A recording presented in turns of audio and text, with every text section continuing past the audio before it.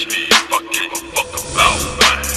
Recently I just don't give a fuck about a thing. Ask me if I give a fuck about it this. Ask me if I give a fuck about it this. Ya, Assalamualaikum warahmatullahi wabarakatuh. Di video kali ini saya akan menjelaskan mengenai aswaja di Indonesia. Yang pertama yaitu pengertian ahli sunnah wal jamaah. Aswaja menurut bahasa terdiri dari 3 kata, yaitu ahlu, al-sunnah, dan al-jamaah. Kata ahlu diartikan sebagai keluarga, komunitas, atau pengikut. Kata al-sunnah diartikan sebagai jalan atau karakter. Sedangkan al-jamaah diartikan sebagai perkumpulan. Arti sunnah secara istilah adalah segala sesuatu yang diajarkan Rasulullah SAW, baik berupa ucapan, tindakan, maupun ketetapan.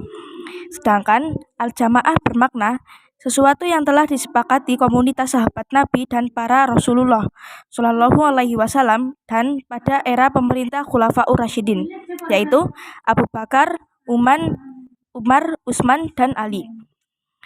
Dengan demikian, ahli sunnah wal jamaah adalah komunitas orang-orang yang selalu berpedoman kepada sunnah Nabi Muhammad SAW dan jalan pada sahabat beliau, baik dilihat dari aspek kaidah, agama, amal, ataupun akhlak hati. Menurut Imam Asy-Syafi'i, ahli sunnah wal jamaah adalah golongan yang berpegang teguh Al-Quran, hadis, dan apa yang diriwayatkan oleh sahabat tabi'in, imam-imam hadis, dan apa yang disampaikan oleh Abu Abdullah bin Muhammad Abu Hambal. Menurut Kiai Haji Hasyim Asy'ari, ahli sunnah wal jamaah adalah golongan yang berpegang teguh kepada sunnah Nabi, para sahabat, dan mengikuti warisan para wali dan ulama. Secara spesifik, ahli sunnah wal jamaah yang berkembang di Jawa adalah mereka dalam fikih mengikuti Imam Syafi'i, dalam kaidah mengikuti Imam Abu al-Hasan Asy-Syari'i, dan dalam tasawuf mengikuti Imam Al-Ghazali dan Imam Abu Hasan Al-Sadzili. Menurut Muhammad Khalifah Al-Tamizi, ahli sunnah wal jamaah adalah para sahabat, tabi'in, dan siapa saja yang berjalan menurut pendirian imam-imam yang memberi petunjuk dan orang-orang yang mengikutinya dari seluruh umat semuanya. Definisi di atas meneguhkan kekayaan intelektual dan peradaban yang memiliki ahli sunnah wal jamaah, karena tidak hanya bergantung pada Al-Quran dan hadis, tapi juga mengapresiasi dan mengakomendasi warisan pemikiran dan peradaban dari para sahabat dan orang-orang saleh yang sesuai dengan ajaran-ajaran Nabi. Terpaku dengan Al-Quran dan hadis dengan membiarkan sejarah para sahabat dan orang-orang saleh adalah bentuk kesombongan, karena merekalah generasi yang paling otentik dan orisinal yang lebih mengetahui bagaimana cara memahami, mengamalkan, dan menerjemahkan ajaran Rasul dalam perilaku setiap hari, baik secara individu, sosial, maupun kenegaraan. Berpegang kepada Al-Quran dan hadis bisa mengakibatkan hilangnya esensi atau roh agama, karena akan terjebak pada aliran tekstualisme yang mudah menuduh bid'ah kepada komunitas yang dijamin masuk surga seperti Khalifah 4. Yang selanjutnya yaitu ahli sunnah wal jamaah dalam konteks Indonesia. Di Indonesia yang paling dominan adalah mengikuti Imam Asy-Syari'i dalam aspek akidah, Imam Asy-Syafi'i dalam aspek fikih, dan Imam Ghazali dalam aspek tasawuf. Karya-karya mereka dikaji di pesantren, madrasah, majelis taklim, masjid, musola, dan lain-lain. Imam Asy-Syafi'i terkenal dengan kemampuannya menggabungkan dimensi rasional Mu'tazilah karena lama menjadi pengikut Mu'tazilah dan tradisionalitas Jabariyah atau fatalistik. Teori kasb atau upaya atau usaha adalah teori ini muncul sebagai mediasi antara kaum rasionalis dan tradisionalis, bahwa manusia mempunyai kemampuan untuk berusaha, namun hasil akhirnya berada dalam kekuasaan Allah. Yang selanjutnya yaitu prinsip-prinsip ahli sunnah wal jamaah di sepanjang sejarah dan perkembangannya.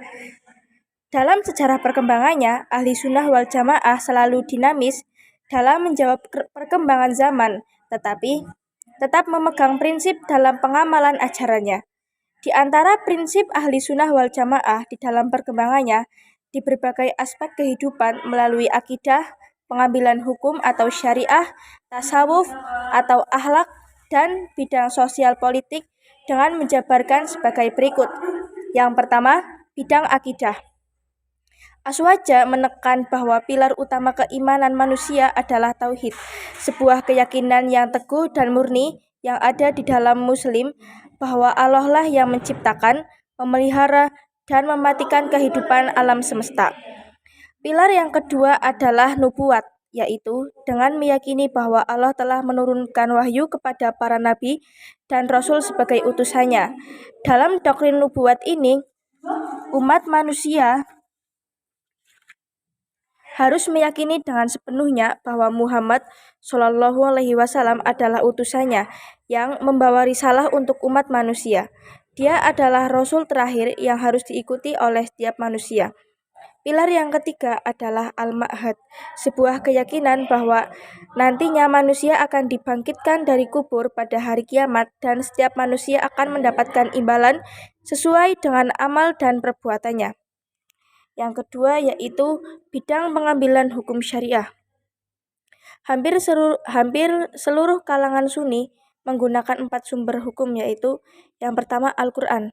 Al-Quran sebagai sumber utama dalam pengambilan hukum tidak dibantah oleh semua mazhab fikih.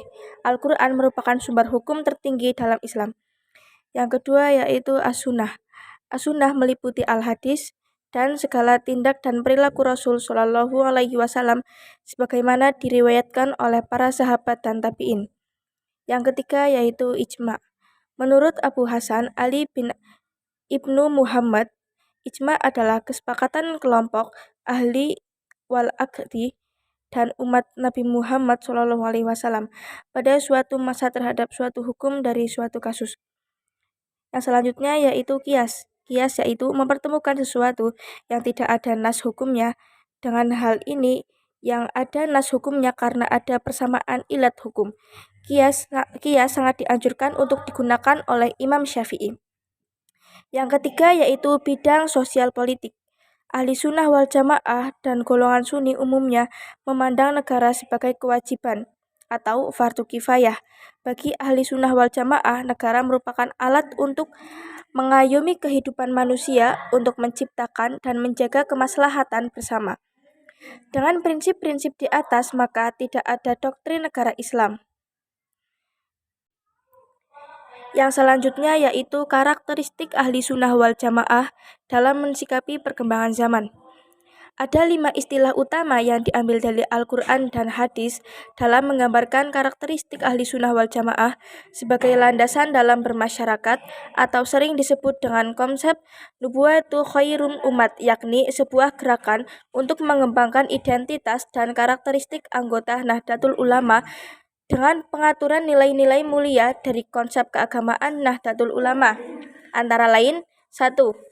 Al-Tawasud.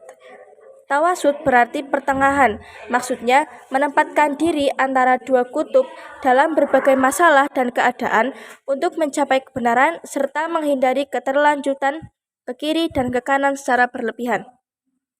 Yang kedua yaitu al-i'tidal.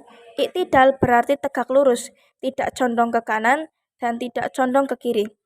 I'tidal juga berarti berlaku adil, tidak berpihak kecuali pada yang benar dan yang harus dibela. Yang ketiga yaitu at-tasamuh. Tasamuh berarti sikap toleran pada pihak lain, lapang dada, mengerti dan menghargai sikap pendirian dan kepentingan pihak lain tanpa mengorbankan pendirian dan harga diri. Bersedia berbeda pendapat baik dalam masalah keagamaan maupun masalah kebangsaan, kemasyarakatan, dan kebudayaan. Yang selanjutnya yaitu at-tawazun. Tawazun berarti keseimbangan, tidak berat sebelah, tidak kelebihan suatu unsur atau kekurangan unsur lain. Yang selanjutnya yaitu amar ma'ruf nahi munkar. Amar ma'ruf nahi munkar artinya menyeru dan mendorong berbuat baik yang bermanfaat bagi kehidupan duniawi maupun akhirat, serta mencegah dan menghilangkan segala hal yang dapat merugikan, merusak, merendahkan, atau menjerumuskan nilai-nilai moral keagamaan dan kemanusiaan. Sekian materi yang dapat saya sampaikan. Wassalamualaikum warahmatullahi wabarakatuh.